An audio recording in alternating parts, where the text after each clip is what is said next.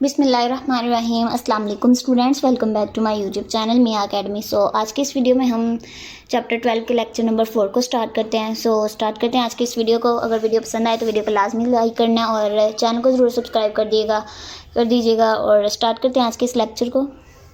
अब ज़र नकद की तरजीह का नज़रिया। अब तरजीह कहते हैं किसी चीज़ के, यानी हमने प्रेफर करना है कि नहीं कोई चीज़ होनी चाहिए, ठीक है।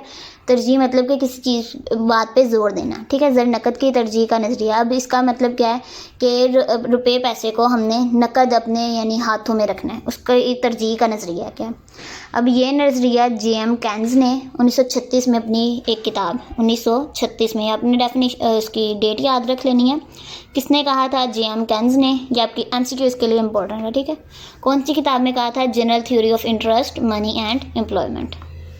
एम्प्लॉयमेंट कहते हैं मज़दूरों को, मनी पैसों को, इंटरेस्ट सूद को, इसका नज़रिया, ठीक है। ये इस किताब में इसने कहा था। इसके मुताबिक सूद एक उस चीज़ का मुआवजा कर्ज देने वाला अपनी रकम को नकद ज़र की सूरत में रखने का दस्तावेज़दार होता है। ये आपने क्या करना है, सिर्फ डेफिनेशन इसकी याद करनी है, ठीक है। ये आपको डेफिनेशन कहाँ पे मिलेगी? ये जो यहाँ पे लास्ट पे आते हैं ना, जो आप यहाँ पे बुक 263 पे 262 पे आपकी ग्लोसरी बनी होगी, इसमें से आपने एक डेफिनेशन इसकी देख लेनी है। अदरवाइज़ नहीं मिलती तो आपने सिर्फ ये एमसीक्यूज़ के लिए प्रिपेयर कर लेने हैं, ठीक है। इंपॉर्टेंट नहीं है। उसके अलावा ज़र की तलब की डेफिनेशन में भी कि आपको आ जाए, ज़र की वो मिकदार जो लोग अपने पास नकद शक्ल में रखने की सूरत में को तरजीह देते हैं, उसे हम क्या कहेंगे? ज़र की तलब, ठीक है। ये आपकी एक डेफिनेशन होगी। उसके अलावा किन वजूहात पे? ये 3 वजूहात हैं यहाँ पे, आई थिंक सो जी। यहाँ पे चार यहाँ पे वजूहात है कि क्यों लोग जब वो अपने पास जो है पैसे खुद जो है नकद रखते हैं। इसका देख लें, रोज़मर्रा ज़रूरियात की तलब। फॉर एग्ज़ाम्पल अगर किसी ने जाना है किसी भी दुकान पे, सो उसके लिए क्या होगा? उसके पास नकद पैसे होंगे तो वो कोई चीज़ खरीद सकेगा। वो बैंक में पहले फॉर एग्ज़ाम्पल अगर उसने बैंक में जमा करवाए हुए हैं गोश्त सब्ज़ी वगैरह उसने लेने जाना है, तो वो पहले बैंक पे जाएगा, वहाँ पे से पैसे निकालेगा, फिर जाएगा। इस तरह से नहीं, यानी कुछ लोग जो अपने पास सेविंग्स रखते हैं, कुछ नकद पैसे रखते हैं, उसे हम क्या कहेंगे? रोज़मर्रा ज़रूरियात की तलब के लिए हम उसको नकद रख रहे हैं। यह आपने पढ़ना है, बहुत ही ईजी है कि अफराद घराने ने अपने रोज़मर्रा ज़रूरियात के लिए जितनी रकम अपने पास रखते हैं उसे क्या कहेंगे? तलब ज़र बढ़ाई लेन देन। मसलन सब्ज़ी गोश्त वगैरह के लिए हम क्या करते हैं? कुछ पैसे जो नकद रखते हैं। ये आपने एक दफ़ा पढ़ लेना, ठीक है। उसके अलावा ये आपने एमसीक्यूज़ के लिए प्रिपेयर कर लेना, MTD = F(y), ठीक है। यानी ट्रांजैक्शन, TD यहाँ पे क्या कर रहे हैं? ट्रांजैक्शन डिमांड को। For money is the function of income. उसके अलावा यहाँ पे कारोबारी मुहर्रक आ जाता है। फॉर एग्ज़ाम्पल मज़दूरों को उजरतें देनी है, मशीनों की मरम्मत वगैरह के लिए जो अखराजात बर्दाश्त करने पड़ते हैं, उसके लिए भी हम जो नकद पैसे रखते हैं। सो ये यहाँ पे आ जाएगी कारोबारी मुहर्रक में। उसके अलावा नागहानी ज़रूरियात के लिए ज़र की तलब, यानी अचानक पड़ने वाले अखराजात, ठीक है। इनका दूसरा नाम ये भी हो सकता है कि अचानक पड़ने वाले अखराजात।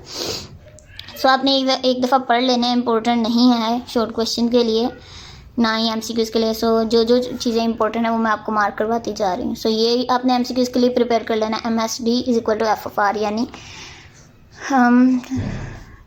Speculative demand for money is the function of interest rate, ठीक है। इसके अलावा ज़र की रसद, ये 3 पॉइंट्स आपने याद रख लेने हैं, ठीक है। मे बी के शॉर्ट क्वेश्चन में आ जाएं, ठीक है। ज़र की रफ्तार गर्दिश, धातों की फराहमी और ज़र के इजरा के सिलसिले में मरकज़ी बैंक की पॉलिसी। उसके अलावा यहाँ पे शरह सूद का तयन आ जाएगा। इसके लिए आपने क्या करना है? ये लाइनें की याद कर लेनी है, ठीक है। मालियाती तवाज़ुन उसी मकाम पर होता है जहाँ शरह सूद की सतह ऐसी हो कि ज़र की तलब और रसद क्या हो आपस में बराबर हो जाए। ये पॉइंट, ठीक है।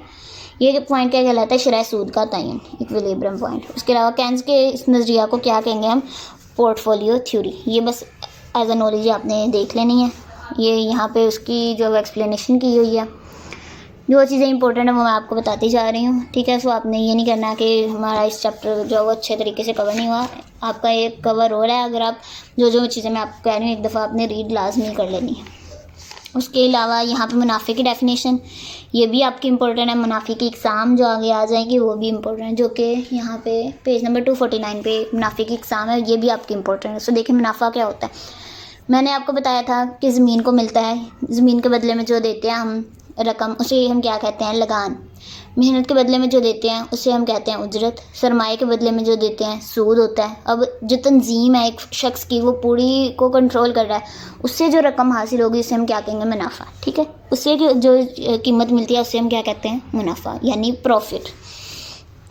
यहाँ पे 3 डेफिनेशन हैं जो आपको इजी लगती है आपने कर लेने। 3 से भी 4 हैं यहाँ पे डेफिनेशन। एक प्रोफेसर नाइट की, एक ये मुनाफा कहलाती है, उसके अलावा ये, और यहाँ पे ये बोल्ड हो रही है। ठीक है, सो ये इन चारों में से आपको जो इजी लगती है आपने 2 से 3 डेफिनेशंस कर लेनी है। अब क्या है इसमें, मुनाफा वो फ़र्क होता है जो आजिर की अशिया की फ़रोख्त से हासिल होने वाली कुल आमदनी और उनके पैदा करने के कुल मसारिफ के दरमियान हो। अब इसको अगर मैं आपको एज अ फार्मूला बताऊँ, फॉर एग्ज़ाम्पल जैसे मैंने चीज़ें बनाई 5, उस पर मुझे 25 रुपये खर्चा आया। ठीक है, 25 रुपये मैंने लगा के 5 चीज़ें बना ली, फिर मैंने उन्हीं 5 चीज़ों को क्या किया, 30 रुपये में बेच दिया। ठीक है, अगर मैं इनको माइनस करती हूँ 30 - 25, तो ये जो 5 अंदर का मार्जिन है ना, ये मेरी क्या होगी, प्रॉफिट। ठीक है, ये आपने एग्जांपल भी आपने लाजमी देनी है। ठीक है, उसके अलावा कोई भी रियल लाइफ के आपने छोटी मोटी एग्जांपल लाजमी देनी है। आगे मुनाफा के किरदार है, इसमें ये आपने एक लाइन देख लेनी है। ठीक है, आदम स्मिथ के मुताबिक, अदरवाइज़ कुछ भी यहाँ पे इम्पोर्टेंट नहीं है, सारा थ्योरी बेस हुआ है। ठीक है, उसके अलावा तरक्की के बगैर मुनाफा नहीं, ये आपने एक दफ़ा लाइन पढ़ लेनी है।